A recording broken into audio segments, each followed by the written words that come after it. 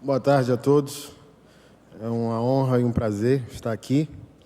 E gostaria de fazer uma abordagem não teológica ou bíblica, espiritual da questão, mesmo sendo pastor e teólogo, mas também estudante de outras ciências e abordagens sobre o assunto, mas estando no campo de batalha social, né?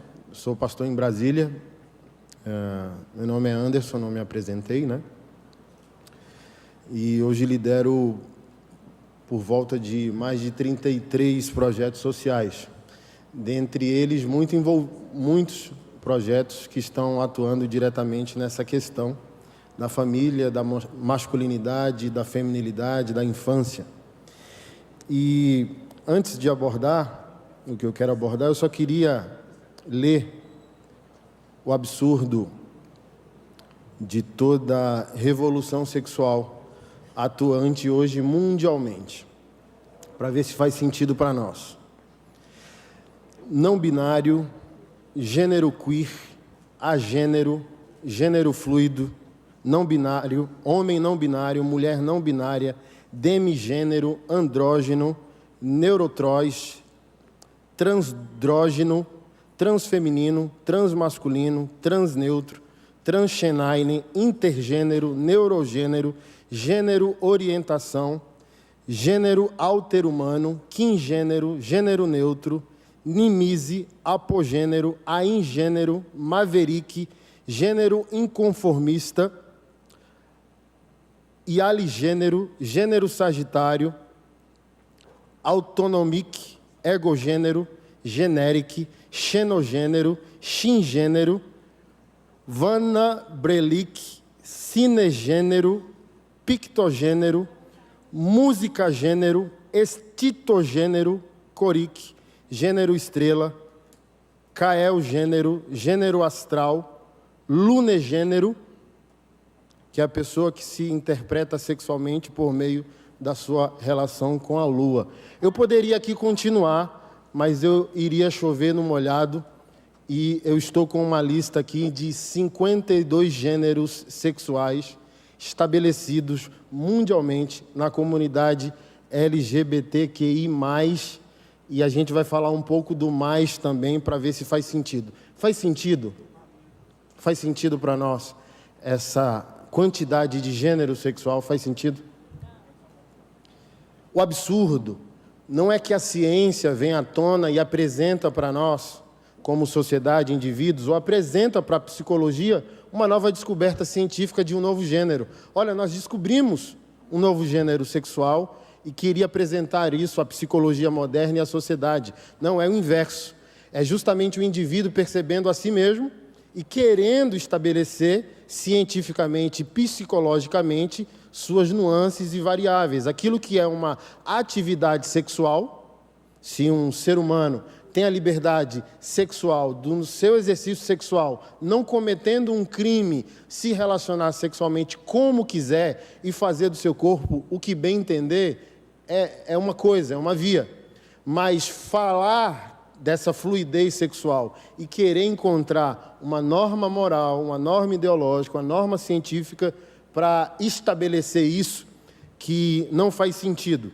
Eu não sei se os senhores sabem o significado da sigla. Por exemplo, o que eu vou chamar de avatar daqui a pouco é uma mutação sociológica no qual os movimentos ideológicos vão apresentando para nós, como sociedade, experimentos. Daqui a pouco eu vou falar do absurdo da palavra homofobia, inadequada, mas a gente já aceitou e não tem como lutar, e deveríamos lutar por isso de maneira legislativa, porque o termo em si mesmo é um absurdo. Assim como é absurdo o termo misoginia.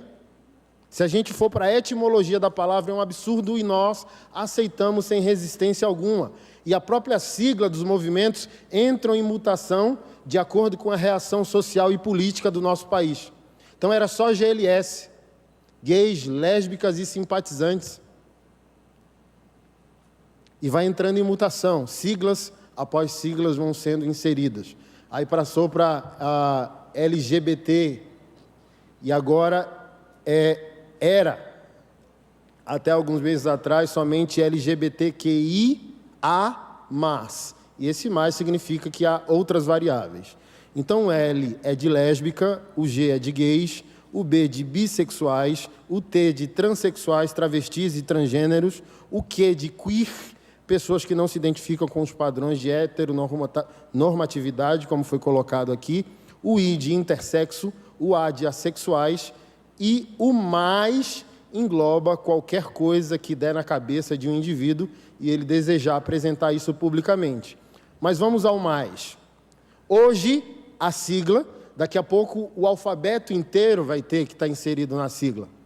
Porque hoje a sigla está LGBTQICAPF2K+. Então, Anderson, qual o significado dessas demais siglas? O Q de questionando, estou em dúvida, o I de intersexo, o C de curioso, o A de assexual, o P de pansexual ou polissexual, o F de familiares e amigos, e o T de two spirit, ou duplo espírito. Eu posso ser flex, gasolina ou álcool, dependendo da decisão do dia, e por aí vai. E kink, o K é de kink, que significa fetiche, que era apenas uma tara sexual no passado. Eu quero experimentar algo que eu não experimentei, mas hoje vira padrão ou norma ideológica, e porque eu acredito que nós baixamos a guarda para que os termos entrem, porque nós somos os hamster da gaiola, é tudo um experimento. Vamos ver como a sociedade reage a esse estímulo. E se a gente aceitar, vira uma norma. Por exemplo, homofobia. Você sabe o que é fobia? Por exemplo, se existe alguém homofóbico, esse alguém deveria ser um paciente, porque fobia é um transtorno psíquico. É inadequado o termo. Preconceito racial existe? Sim. Preconceito sexual existe? Obviamente que sim. Se um cidadão comete um crime contra outro por causa da sua orientação ou opção sexual, e ele comete um crime, que ele seja denunciado e responda a isso. Porém, aceitamos de maneira tão acrítica essa realidade que abrir a Bíblia é um ato de homofobia. Ser viril é um ato de misoginia. Eles criminalizam o comportamento. Depois de criminalizar o comportamento, o que se pode fazer? Viemos no carro, eu e minha esposa, ouvindo algumas entrevistas sobre o Nego do Borel. Obviamente, dei para ela um exemplo de quando eu tinha namoradas e levava essas namoradas para a casa da minha mãe. Uma menina linda. Fui para um show de rock and roll, 2 amigas, uma menina que queria ficar comigo, e levei ela para casa, para dormir com ela. Coloquei as 2 amigas na minha cama e fiquei com essa namoradinha no colchonete. Linda menina. E eu queria, obviamente, transar com ela naquela noite. Mas quando eu dei o primeiro beijo, ela vomitou. Peguei ela, levei para o banheiro, chamei minha mãe. Mãe, ajuda aqui a dar um banho nessa garota. Dei um banho, fiz um café e fui dormir.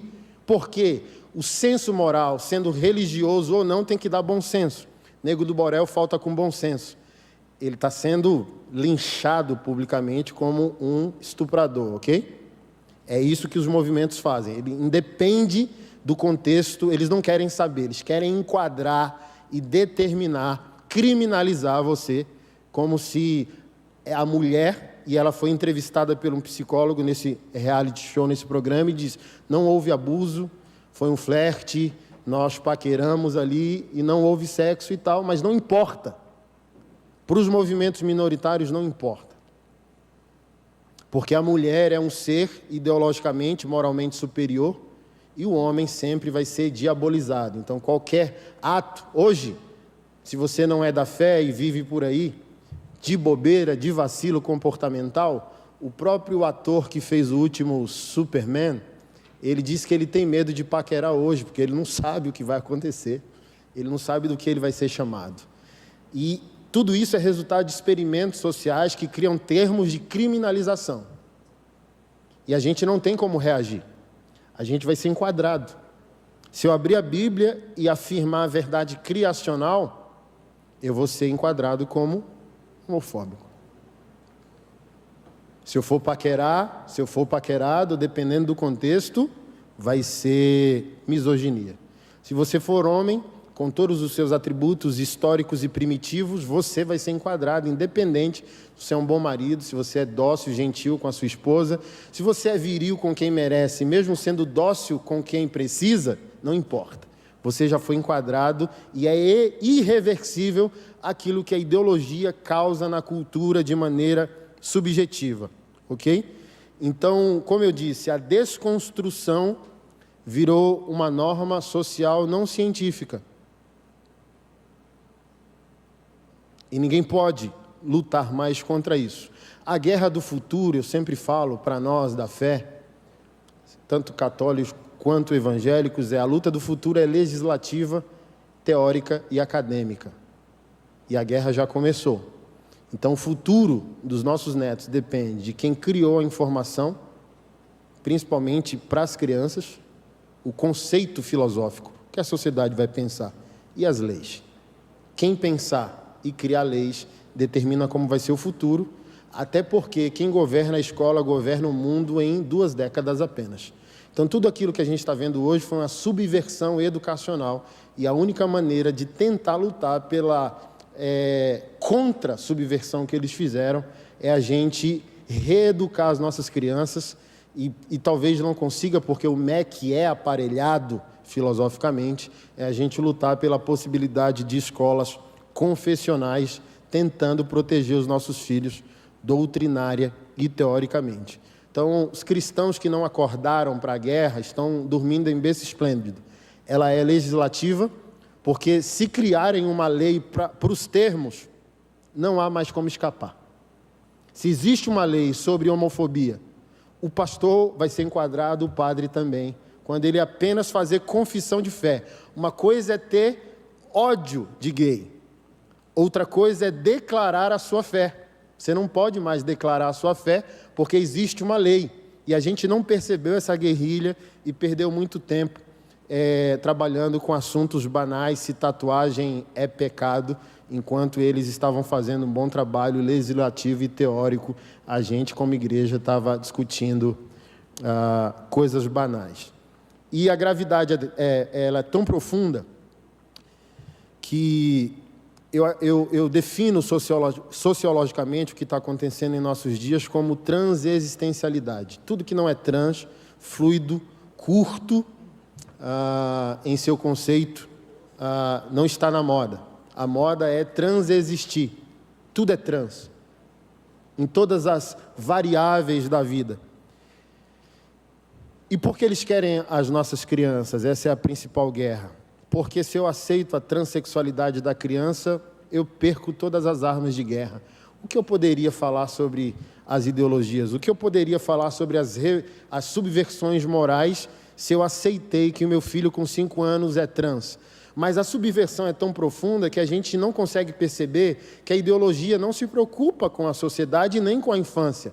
Porque essa mesma esquerda militante que diz que uma criança com 5 anos deve ser respeitada em seu direito de autonomia, de se perceber como transexual, julgando que ele tem atributo moral, capacidade cognitiva para tal escolha, e essa mesma esquerda não defende a possibilidade de um menor de idade responder criminalmente por seus atos. Como uma criança tem autonomia para dizer eu sou transexual, e essa mesma criança não tem autonomia de responder a um crime? Porque se ela tem atributo moral e existencial e autonomia para um ato, ela tem para outro. Foi a pergunta que eu fiz na minha rede social.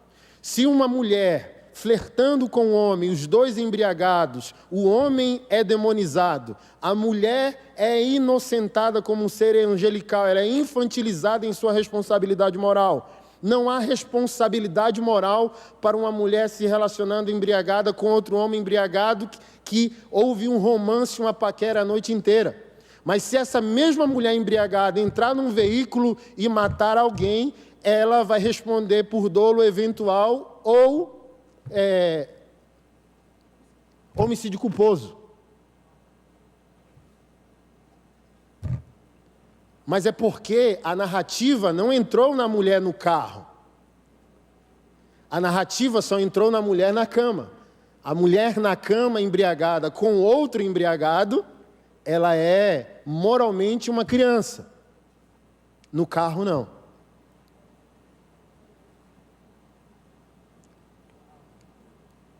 Então, o homem foi criminalizado e ele precisa ser emasculado, ele é um perigo, porque onde há homem, há resistência, há fronteira, há guerra, há luta, há diálogo, há mudança, há proteção, há família, a mulher, há fé.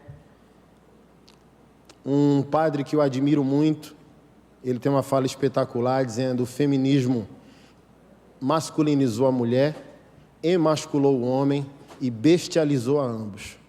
E agora a gente vê o reflexo disso onde? Na cultura, na religião, na criação dos nossos filhos. Criamos a partir disso o que eu chamo de avatar, eu estou escrevendo um livro sobre isso. O avatar é o ser humano do futuro, que é um ser humano que não responde aos atributos morais, biológicos e teológicos. O homem do futuro não quer saber o que Deus pensa, porque Deus está morto na cultura. Ele não quer saber o que a ciência diz, e o que ele escolheu não é imoral nem moral, é amoral, está acima do crivo moral. Não é certo nem errado. A gente viu um militar das forças americanas, um troglodita de quase 2 metros de altura, bombado, musculoso, que disse: não sou mais homem, sou mulher, foi para o UFC e está quebrando as mulheres tudo. E a gente diz, as feministas, né? Isso é empoderamento. Quando a gente diz, isso é errado, as pessoas vão dizer, isso não é errado nem certo, é só uma possibilidade. Então não é moral e nem imoral, é só amoral, está acima desse crivo. Mas sabe o que é interessante? É que não se fala, por exemplo, sobre os altos índices de suicídio na comunidade trans, por exemplo. Eu sou um pastor atuante, um dos projetos, como eu falei, nos últimos 2 anos, investiu mais de R$200 mil na ressignificação cirúrgica de transexuais e travestis arrependidos. As minorias empoderam e dizem: você não é homem, é uma mulher. Eles transicionam. Mas por que o alto índice de suicídio? 80%. Isso está notificado em artigos. 80% de transexuais, homens, já flertaram ou tentaram suicídio. Eles vão dizer: é por causa da homofobia, da transfobia. Não.